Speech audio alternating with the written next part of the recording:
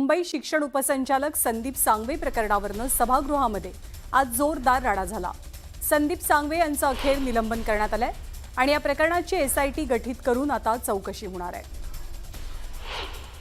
राज ठाकरे 18 जुलैला मीरा भाईंदरच्या दौऱ्यावरती जातात। मनसे आणि मराठी संघटनांच्या मोर्चानंतर राज ठाकरे मीरा भाईंदरला जातील। भाजपचे खासदार निशिकांत दुबेंनी पुन्हा एकदा गरळ ओकली। आजही म्हणतो की पटक पटक के मारेंगे असं म्हणत निशिकांत दुबे त्यांच्या वक्तव्यावरती ठाम असल्याचं म्हणतात। अनिल परब आणि शंभूराज देसाई या दोघांमध्ये सभागृहातच जुंपली। देसाई मंत्री असताना गद्दारी करत होते असा आरोप अनिल परबांनी केला, तर गद्दार कुणाला म्हणता या मुद्द्यावरनं देसाईंनी परबांना आव्हान दिलं। सामाजिक न्याय मंत्री संजय शिरसाट यांना आयकर विभागानं नोटीस बजावली आहे। नोटिसीमध्ये शिरसाटांना आर्थिक व्यवहारांसंदर्भात विचारणा करण्यात आल्याची माहिती स्वतः संजय शिरसाट यांनी दिली। माजी पोलीस आयुक्त परमबीर सिंग यांना सीबीआयकडनं क्लीन चिट मिळाली आहे। महाविकास आघाडी सरकारच्या काळात परमबीर सिंग आणि इतर पोलीस अधिकाऱ्यांवर गुन्हे दाखल झाले होते। शहापूरच्या आरएस दमानिया शाळेतील आणखी 3 शिक्षकांना अटक झाली आहे। शाळेमध्ये मासिक पाळी आल्याच्या कारणानं मुलींचे कपडे काढून त्यांची तपासणी केली गेली होती। या प्रकरणी आतापर्यंत 11 जणांना अटक होती आहे।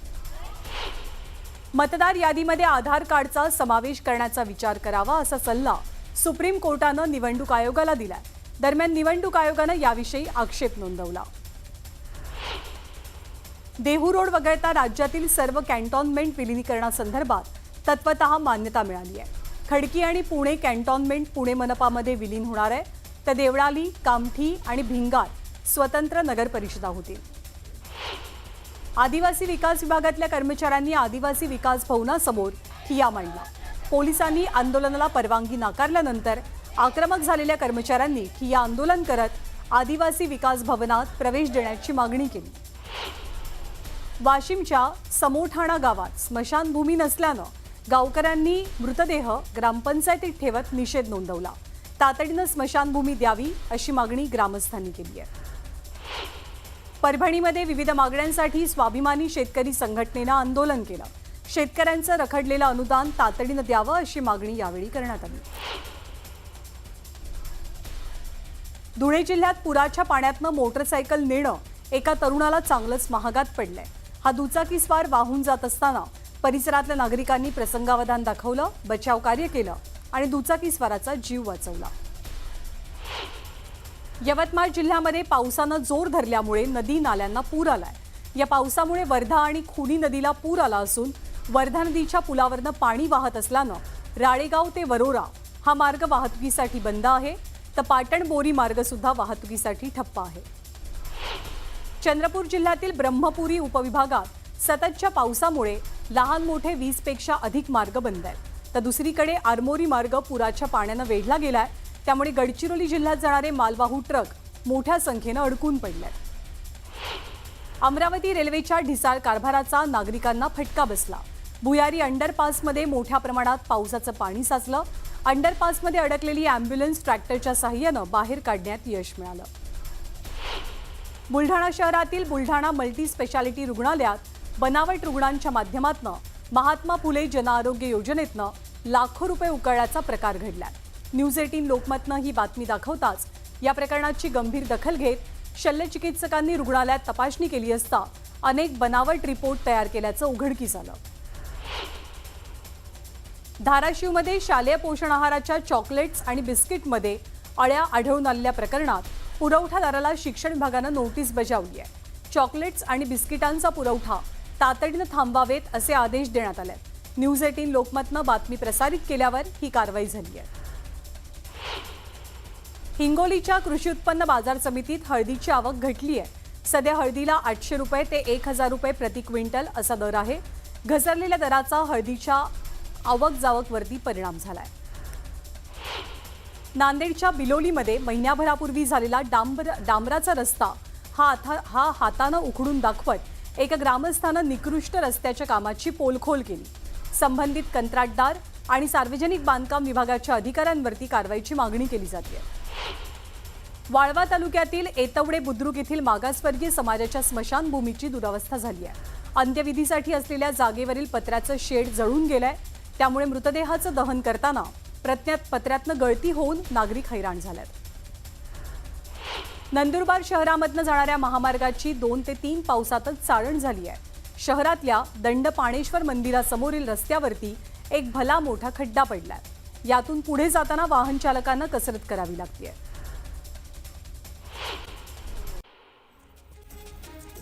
धुळे जिल्ह्याच्या पुराच्या पाण्यातून मोटारसायकल नेणाऱ्या तरुणाला महागात पडलेला आहे। दुचाकीस्वार वाहून जाताना परिसरातील नागरिकांनी धाव घेत बचाव कार्य करत या दुचाकीस्वाराचा जीव वाचवला।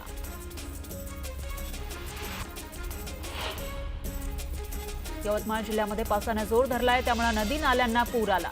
तर या पावसामुळे वर्धा आणि खोनी नदीला पूर आला आहे। वर्धा नदीच्या पुलावरून पाणी वाहत आहे, त्यामुळे राळेगाव ते बरुळा मार्ग वाहतुकीसाठी बंद झाला। तर पाटण बोरी मार्गही वाहतुकीसाठी ठप्प झाला। चंद्रपूर जिल्ह्यातील ब्रह्मपुरी उपविभागात सततच्या पावसामुळे लहान मोठे 20 पेक्षा जास्त मार्ग बंद आहेत। दुसरीकडे आरमोरी मार्ग पुराच्या पाण्याने वेढलाय, त्यामुळे गडचिरोली जिल्ह्यात जाणारे मालवाहू ट्रक मोठ्या संख्येने अडकले। अमरावती रेल्वेच्या ढिसाळ कारभाराचा नागरिकांना फटका बसलेला आहे। भुयारी अंडरपासमध्ये मोठ्या प्रमाणामध्ये पावसाचं पाणी साचलं। अंडरपासमध्ये अडकलेली अँब्युलन्स ट्रॅक्टरच्या सहाय्याने बाहेर काढण्यात आली। सततच्या पावसानं चिखलदऱ्यातील भीमकुंड धबधबा ओसंडून वाहू लागलाय। चिखलदऱ्यात आल्हाददायक वातावरण निर्माण झालं आहे। पर्यटकांनी मोठ्या प्रमाणात इथं गर्दी केली। यवतमाळ जिल्ह्यामध्ये मुसळधार सरी बरसत आहेत, त्यामुळे धरणांच्या पाणी पातळीमध्ये वाढ झाली आहे। यवतमाळकरांची तहान भागवणाऱ्या निळोणा प्रकल्पातील पाणी पातळीही वाढली आहे, त्यामुळे निळोणा प्रकल्प ओव्हरफ्लो झालाय। सह्याद्रीच्या पर्वतरांगा परिसरातील माळशेज घाटात संततधार पावसामुळे उंच कड्यावरील डोंगरांवरील छोटे मोठे धबधबे खळखळून वाहू लागले। दाट धुकं, हिरवागार डोंगर, सोसाट्याचा वारा आणि दाटून आलेले ढग याची पर्यटकांना भुरळ पडली आहे। भंडारा जिल्ह्यामध्ये झालेल्या अतिवृष्टी आणि मुसळधार पावसामुळे अनेक शेतकऱ्यांचे धान पाण्याखाली बुडाले। तलाठी विभागाकडून चौकशी करून नुकसान भरपाई द्यावी अशी मागणी शेतकऱ्यांनी केली। गोंदियामध्ये पावसानं थोडीशी उघडीप दिलेली असली तरी शेतकऱ्यांची शेती अजूनही पाण्याखालीच आहे। रोवणी केलेले पर्हे वाहून गेले, तर काही ठिकाणी तळं फुटल्यानं पाणी शेतात साचून आहे, त्यामुळे शेतकरी चिंतेत आहे। विदर्भात पावसानं धुमाकूळ घातला असला तरी इकडे मराठवाड्यातल्या जालना जिल्ह्यात मात्र पावसानं ओढ दिली आहे। जिल्ह्यातील अनेक नद्या कोरड्या पडलेल्या आहेत, त्यामुळे आता जिल्ह्यातील शेतकऱ्यांना पावसाची प्रतीक्षा आहे। गोंदिया जिल्ह्यामध्ये झालेल्या मुसळधार पावसामुळे मागील 3 दिवसांमध्ये 3घांचा मृत्यू झालाय, तर एका बैलाचाही मृत्यू झाला।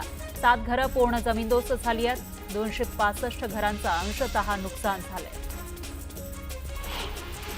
बुलढाणा शहरातील बुलढाणा मल्टी स्पेशालिटी रुग्णालयामध्ये बनावट रुग्णांच्या माध्यमातून महात्मा फुले जन आरोग्य योजनेतून लाखो रुपये उकळल्याचा प्रकार समोर आला। न्यूज 18 लोकमतनं ही बातमी दाखवताच या प्रकरणाची गंभीर दखल घेत शल्यचिकित्सकांनी रुग्णालयात तपासणी केली, त्यावेळेला अनेक बनावट रिपोर्ट कार्ड तयार केल्याचं उघड झालंय। धाराशिवमध्ये शालेय पोषण आहाराच्या चॉकलेट्स बिस्किटमध्ये अळ्या आढळल्या होत्या। या प्रकरणात पुरवठादाराला शिक्षण विभागानं नोटीस बजावली आहे। चॉकलेट्स बिस्किटचा पुरवठा तातडीनं थांबवण्याचे आदेश दिलेत। न्यूज 18 लोकमतनं बातमी दाखवल्यानंतर ही कारवाई करण्यात आली। हिंगोलीच्या कृषी उत्पन्न बाजार समितीमध्ये हळदीची आवक घटली आहे। सध्या हळदीला 800 रुपये ते 1000 रुपये प्रति क्विंटलचा दर मिळतोय। घसरलेल्या दराचा हळदीच्या आवकेवर परिणाम झालाय।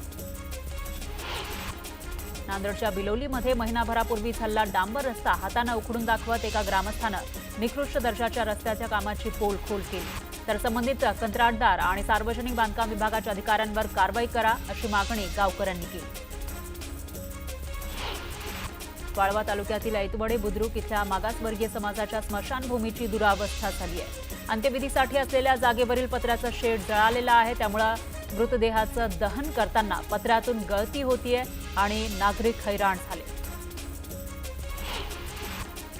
नंदुरबार शहरातून जाणाऱ्या महामार्गाची 2 ते 3 पावसातच चाळण झाली आहे। शहरातील दंडपाणेश्वर मंदिरासमोरील रस्त्यावर मोठा खड्डा पडलेला आहे, यातून मार्ग सोडताना मार्ग काढताना वाहनधारकांना मोठी कसरत करावी लागते। सांगली जिल्ह्यातील कसबे दिग्रजमध्ये बेंदूर सणानिमित्त गजा बैलाच्या आठवणींना उजाळा देण्यात आला। गजा बैलाच्या सांगण्याचा मिरवणूक सोहळा कसबे दिग्रज गावात पार पडला। नाशिक शहरातील खड्ड्यांच्या विरोधात ठाकरे गट आक्रमक झाला। शहरातील खड्ड्यांसंदर्भात निवेदन देण्यात आले। ठाकरे गटाकडून जन आंदोलन उभारण्याचा इशारा देण्यात आला। नाशिक जिल्हा परिषद लैंगिक छळ प्रकरणामध्ये राष्ट्रीय महिला आयोगानं एंट्री घेतली आहे। राष्ट्रीय महिला आयोग देखील या प्रकरणाची चौकशी करणार आहे। पुढील 3 दिवसात चौकशीचा अहवाल सादर करण्याचे निर्देश देण्यात आले। पंढरपुरात आषाढी वारीची सांगता होतीये। परंपरेप्रमाणे सर्व मानाच्या संतांच्या पालख्या आज सकाळी गोपाळपूर इथल्या गोपाळ कृष्ण मंदिरासमोर जाऊन पोहोचल्या। या ठिकाणी भाविकांनी एकमेकांना दही दूध काला वाटला। गोपाळ काल्याच्या निमित्तानं हजारो वारकऱ्यांची मांदियाळी गोपाळपूर इथं एकत्रित झाली। जळगावच्या 40गाव तालुक्यातील गौताळा पाटणा अभयारण्यात पर्यटकांना बंदी आहे। त्यामुळे अभयारण्यात शुकशुकाट पाहायला मिळतोय। ऐन पावसाळ्यात सुप्रसिद्ध असं केदारकुंड धवल तीर्थ धबधब्यावर जाण्यासाठी बंदी आहे। परिणामी चंडिका देवीच्या पुरातन मंदिराच्या दर्शनासाठी येणाऱ्या भाविकांचीही संख्या घटली आहे। पुणे जिल्ह्याच्या आंबेगाव तालुक्यातील खडकी गावात बिबट्याच्या हल्ल्यामध्ये शेतकरी गंभीर जखमी झाला। जखमी शेतकऱ्यावर मनसर उपजिल्हा रुग्णालयात उपचार सुरू आहेत। शेतकरी गणेश सयाजी बाबळे यांच्या डोक्याला गंभीर जखम झाली आहे। बीडच्या माजलगाव इथल्या धरणालगत माजलगाव शहरासाठी पाणी पुरवठा योजनेच्या विहिरीचं काम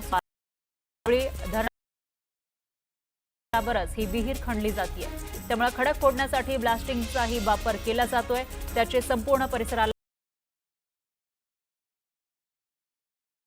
हे काम थांबवण्यात यावं अशी मागणी केली जाते। पुणे यंदा वादन पथकाला परवानगी नाही। महापालिकेकडे आलेले सगळे प्रस्ताव महापालिकेनं नाकारले।